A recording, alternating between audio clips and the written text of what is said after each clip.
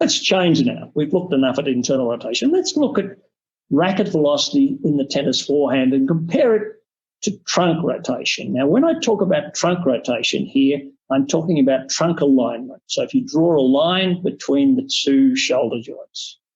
In these pictures, you can see that the shoulders clearly move from the backswing position to impact. What role does this play? Does it play an important role in the development of racket velocity in the forehand? A lovely study here using American players, and they asked people to actually hit at different velocities. So they hit at slow velocity, medium velocity, and high velocity.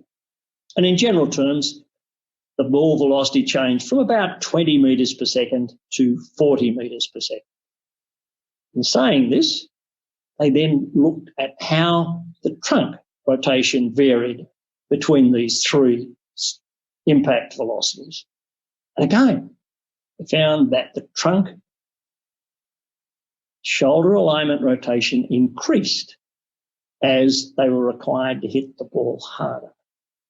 As a general rule, okay, and it's just a rule of thumb, that as you got a doubling of ball velocity, there was a doubling of shoulder alignment rotational velocity. So in other words, the player was using the trunk to assist the development of racket velocity more effectively. And certainly they used it more than they did at the lower speeds.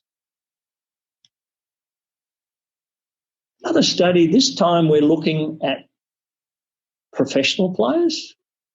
We were looking at coaches. So it was a variety of players from high level, high performance players through to intermediate level, using different stances. Some used an open stance and then they used a square stance. And you can see from the graph that the linear velocity of the racket increased in an almost linear fashion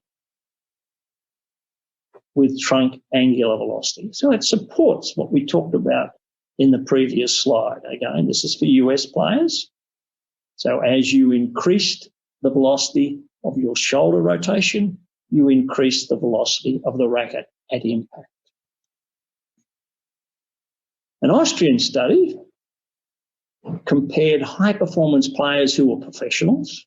This was 6 ATP ranked players, 23 years of age, with 7 high-performance juniors, and these were about 16 years of age.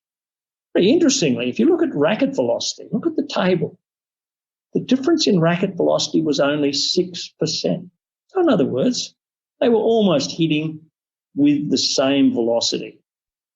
However, the upper trunk angular velocity, in other words, the alignment of the shoulders, the rotation of the alignment of the shoulders, increased dramatically. So what can we learn from this? One would assume that the professional players using the larger trunk to assist the development of racket velocity far more than the young juniors, even though we have to accept that these juniors were high-performance juniors ranked on the ATP circuit.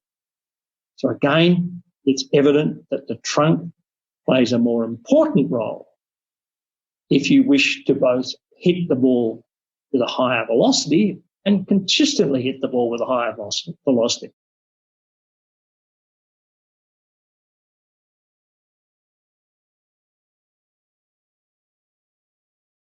In other words, you don't want overuse to become an issue.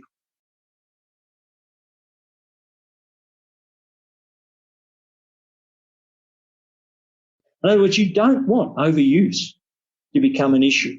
Bruce, there's very little difference here, really, between the racket velocity of the two cohorts.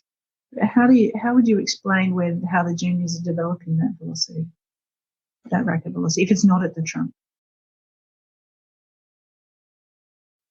I think what they do, if you watch lots of high-performance junior players, that they use their upper limb.